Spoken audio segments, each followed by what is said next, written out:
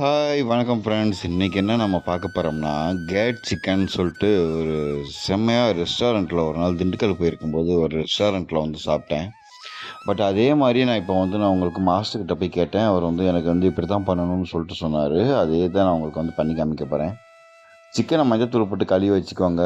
அதில் வந்து பார்த்திங்கன்னா இஞ்சி பூண்டு சேர்த்துக்கோங்க. அதுக்கப்புறம் ஒரு சட்டியில் வந்து பார்த்திங்கன்னா கொஞ்சோண்டு தயிர் ஊற்றிக்கோங்க. மினிமம் வந்து ஒரு 20 எம்எல் வந்து தயிரை ஊற்றிக்கோங்க. தயிர் ஊற்றிட்டு அதே ஒரு ஒரு 2 கிளாஸ் வந்து தண்ணி ஊற்றிக்கோங்க. தண்ணி ஊற்றிட்டு அதோட பட்டை, கிராம்பு, ஏலக்காய் இதெல்லாம் வந்து அதிலேயே போட்டு நல்லா வேக வச்சுருங்க.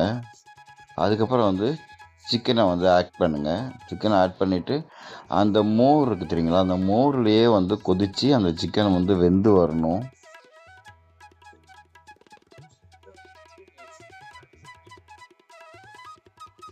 வெந்து வந்ததுக்கப்புறம் தேவையான அளவுக்கு மட்டும் உப்பு போட்டுக்கோங்க. அதோட ஒரு 2 வரமிளகாயையும் கிள்ளி போட்டுக்கோங்க. இப்போ நீங்கள் பாட்டுக்கு அது கொதிக்க அது கறி வேகிற வரைக்கும் நம்ம வெயிட் பண்ண வேண்டியது தான். இந்த தண்ணியெல்லாம் சுண்டி கறியில் வந்து அப்படி இறங்கியிருக்கணும், சாறு இறங்கியிருக்கணும். அப்போ தான் செம்ம டேஸ்ட்டாக இருக்கும். சிம்பிள் மெத்தட் தான், ஆனால் உண்மையாலுமே அருமையாக இருக்கும். குடும்பத்தில் எல்லாத்துக்கும் ரொம்ப ரொம்ப பிடிச்சிருந்துச்சி இந்த டிஷ்ஷு.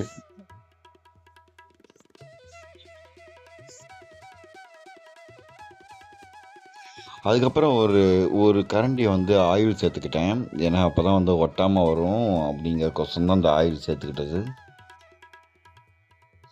இப்போ பார்த்தீங்கன்னா கறி வந்து ஒரு 3/4 பதத்துக்கு வெந்திருக்கு.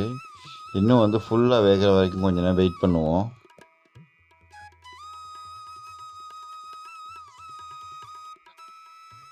கறி வெந்து முடித்தோடனே அது மேலே வந்து நம்ம தயிரை ஆட் பண்ணிக்கலாம்.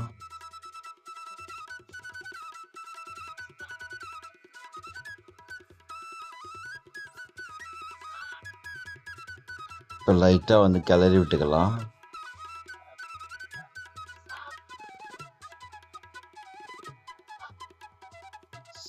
அந்த தயிரோட சிக்கனோட வாசனை வந்து வரும்போது செம்மையாக இருக்கும். அதை நீங்கள் சமைக்கும்போதே நல்லா ஃபீல் பண்ண முடியும்.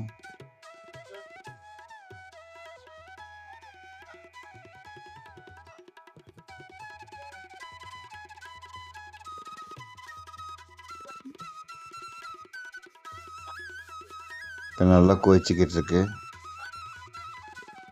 இப்போ எடுத்து நம்ம தட்டில் சர்வ் பண்ண வேண்டியது தான். உண்மையாலுமே செம்ம டேஸ்ட்டாக இருக்கும். நீங்கள் ட்ரை பண்ணி பாருங்கள் ஃப்ரெண்ட்ஸ்.